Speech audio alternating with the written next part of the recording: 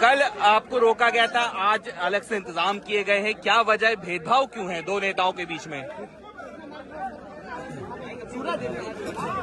हर वर्ष की तरह इस लोहिया पार्क में हम लोग थोड़ी सी आईडी पीछे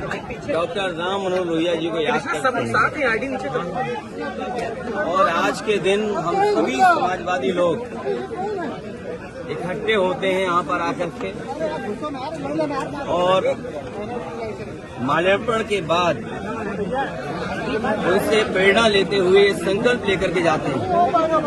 कि डॉक्टर राम मनोहर लोहिया, लोकनायक जयप्रकाश नारायण जी घूम जाएगा और नेताजी और बड़ी संख्या में समाजवादी नेताओं ने जो सपना देखा था कि भारत समाजवादी देश बने, समाजवादी व्यवस्था से देश चले, डॉक्टर राम मनोहर लोहिया जी के संकल्पों पे, उनके आदर्शों पे, उनकी बताई हुई नीतियों पे, जिन्होंने ये सपना देखा था कि हर तरह का भेदभाव खत्म हो समाज के अंदर, चाहे जाति को लेकर के भेदभाव हो, भाई अखिलेश यादव की बाइट, जाति तोड़ों का आह्वान किया हो, या रीजनल स्तर पे जो भेदभाव होता है उसको लेकर के भी डॉक्टर राम मनोहर लोहिया ने कहा कि इस तरह का कोई भेदभाव नहीं होना चाहिए। सत्य क्रांति का जो आह्वान किया था वो सही मायने में समाज को दिशा देता है। डॉक्टर राम मनोहर लोहिया को आज याद करते हुए हम संकल्प लेते हैं कि जो समाजवादी भारत का उन्होंने सपना देखा तो उस सपने को पूरा करेंगे। ये पार्क नेताजी ने बनवाया था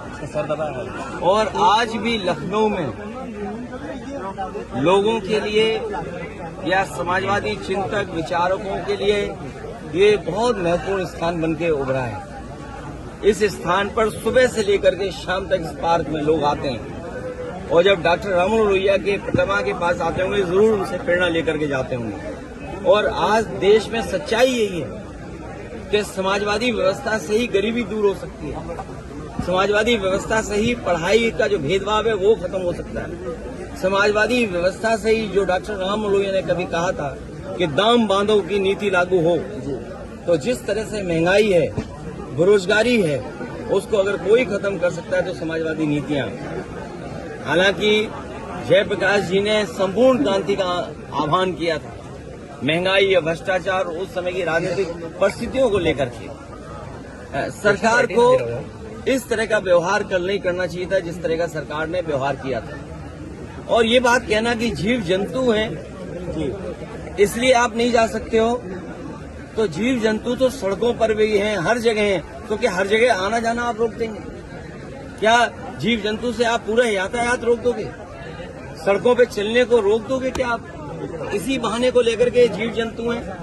ये केवल समाजवादियों का जो काम था, समाजवादियों का आज भी काम दिखाई दे रहा है। जयप्रकाश नारायण इंटरनेशनल सेंटर के सामने आज भी बीजेपी का विकास फीका है और उस ऊंचाई से देखो आप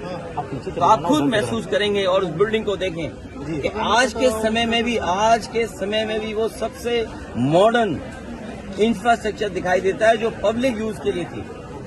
ये जो ओपन स्पेस आपको दिखाई दे रहा है, ये पार्क, ये समाजवादियों की देन है, चाहे आपका लोहिया पार्क हो, चाहे छोटे लोहिया जेनेरेशन पार्क हो। अब तो ये सरकार रख रखाव भी नहीं कर पा रही है, तो सोचिए वो महापुरुषों का सम्मान क्या करेगी। चेन्नई में